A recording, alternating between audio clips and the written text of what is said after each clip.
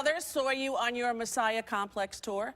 It was fantastic. Hilarious. Hilarious. Thank you. You say we need to choose our idols, or our idols will be chosen for us. Oh, yeah, that was a good slogan, wasn't it? Like, you know, like, the stuff like, we end up worshipping things inadvertently and accidentally, end up caring too much about, you know, iPod, iPad, I want, and forgetting what's really important, me. You know, you said that you knew you were going to be famous, right? That's what I read in the book, that you knew you were going to be famous, Right. but you were afraid that it was going to have a traumatic effect. Is that, am I misquoting? What I think it was, is I was an only child, I was an insecure little fella, and I thought that if I didn't become famous, there was no way that I was going to feel any sense of connection or happiness. I was a nervous little lad. I'm very grateful that I did become famous, because otherwise I don't think I'd have ever had the confidence to talk to anyone, let alone someone with dimples like those, for God's sake, Robert. And you're very well-rounded. I mean, you were voted, and I'm not sure who votes. I guess that's the secret part of this whole thing, but you were voted Shagger of the Year. Yes, one of my proudest accolades. Back in my country, Britain, the country of Shakespeare and Milton, is that I am the shagger of some years. Give it up, guys. I mean, that can't be easy. That on means you. you're doing the shagging. You have to do the shagging, Rosie. To be the shagger, not the Otherwise- shaggy. I don't know. I mean, I think as long as you're involved in the shag... I mean, to be honest, the adjudication process is quite loose. No one was looking.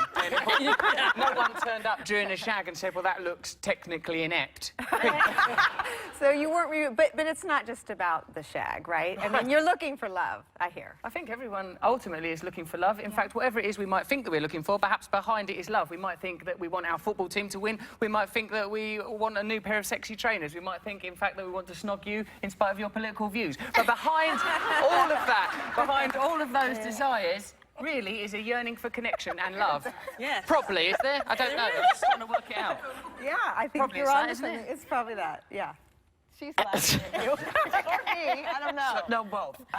I was wondering, Russell, if you have decided if you want to sponsor people, because I know that one of the things that I love about you is that you have recovered and are staying on a pretty even path, but I wonder if you're prepared to sponsor other people on the same path. Do you mean with regard to drug and alcohol Drug and addiction? alcohol, yeah. Oh, yeah, no, part of my daily recovery, one day at a time, from drugs and alcohol is that I have to be available to help anybody at all that has a drug or alcohol problem. It's really annoying, in fact. If anyone at all with a drug or alcohol problem says, Russell, I want to get clean, I have to help them. It's like a mandatory obligation, and sometimes I sort of want to go, no, oh, I have to. Yeah, you have to. Do you And it's struggle been like 11 years for you, right? Oh, sorry, honey. Over 11 years, right? It is over 11 years Yes. since I've had any drugs.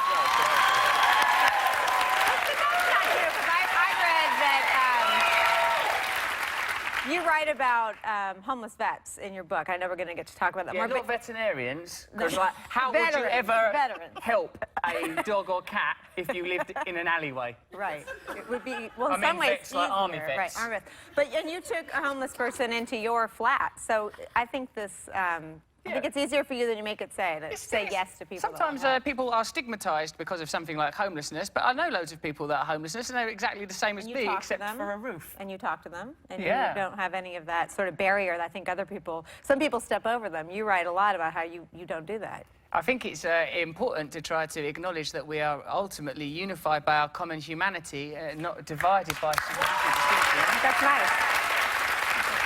Yeah. Although it doesn't always work out well. I once gave a homeless man a phone and said, stay in touch with me and report back to me, so I remain grateful for having a home and everything, and he sent me a photograph of his genitals. I hate what... We're back with Russell Brand. His new book is called Revolution. Why is it called Revolution, Russell? It's called Revolution, Whoopi, right? Because that Albert Einstein, who, if nothing else, was clever, said you can't change a system using the thinking that created it. That means if you want to change things, you have to look at alternative ways of thinking. The way things are at the moment, the people that benefit from it don't want it to change. They are happy with it the way it is. That's why things like ecological disaster, economic inequality, global meltdown and war are largely ignored, because they are serving the purpose of the people that are in control. If you want change to come, it will not come from them. And Russell, one of your favorite Solzhenitsyn quotes, I think, is very apt that you've been using lately a lot. Oh, yeah, all right. This must be the first Solzhenitsyn quote on The View, surely. Solzhenitsyn was a Russian dissident and author. He goes, "The line between good and evil does not come between nations, religions, races or creeds, but runs through every human heart." Meaning we all have the capacity to be a bit selfish and egotistical. I know I do. So I just try and tend towards the best part of myself, and then everyone else tries to do it, and then we create a more positive environment. Or, as Rocky IV said, if I can change and you can change, maybe the whole... Rocky.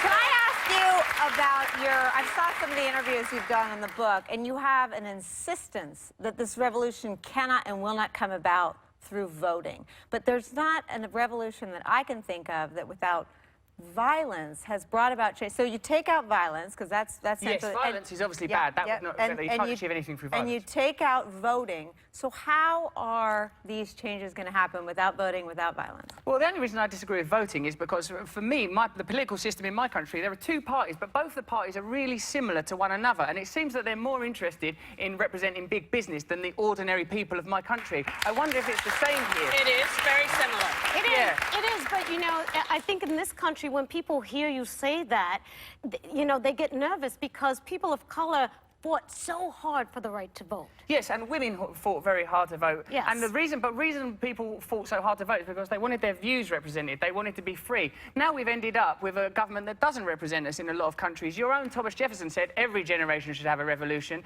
and I think we need one now. You know, when your country was ruled by an economic elite that taxed you without representing you, you kicked them out. It was us, the English. Right. Now you're in a similar situation where an economic elite who doesn't represent you, is not interested in your values or your views, only wants to represent rich elites and corporations.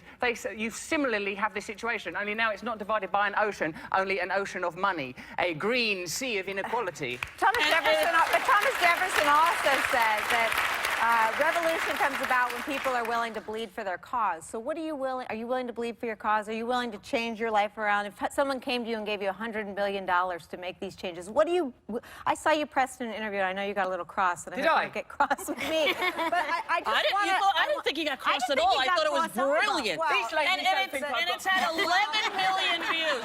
11 million views, his interview with Paxson over in I England. thought you got a little cross and testy when pressed to get... I think you have an opportunity to get specific. I think you have an opportunity to ask people to do something, and you haven't gotten specific. I have actually. That's what this book is. I read the whole book. I read the whole thing. Yes, and, yes, it is. Organise your own workplaces. Organise the places where you live. If you're unhappy with the amount of money you're paying for your rent or your mortgage, ask other people if they feel similar to you. Organise. You won't be represented at a political level. But don't vote. Well, unless a party emerges that says, hello, we're here for ordinary American people. We're not going to accept money from lobbyists in Washington. We're not going to represent big corporations, pharmaceuticals, Monsanto. We're interested in representing you, ordinary people. If a party like that comes into being, by God, vote for them. But there is not a party like that in America. There's not a party like that in the United Kingdom, and the reason is because we live under tyranny.